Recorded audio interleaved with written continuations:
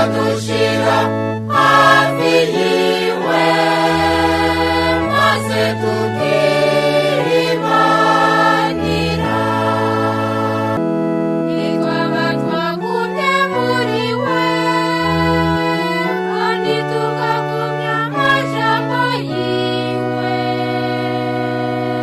tuzoheza tubane nawe mu buninazwa.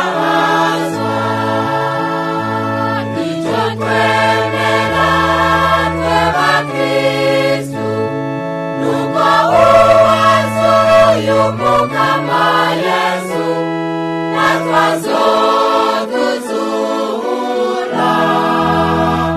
akadushira hafi yiwe maze tukiribanira. Nitwaba twakunze Imana kuruta byose, turakunda bagenzi kuko natwe twikunda, tuzoheza tubane nawe mu buninazwa. Icyo twemera twe bakristu nuko uwazuye umukama Yesu natwe azotuzura akadushira hafi yiwe maze tukiribanira.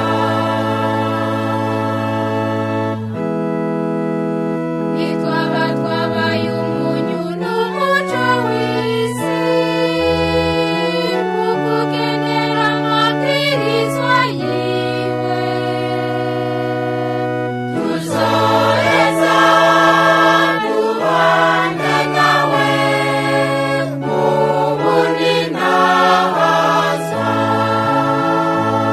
Icyo twemera twe bakristu nuko uwazuye umukama Yesu natwe azotuzura akadushira hafi yiwe maze tukiribanira.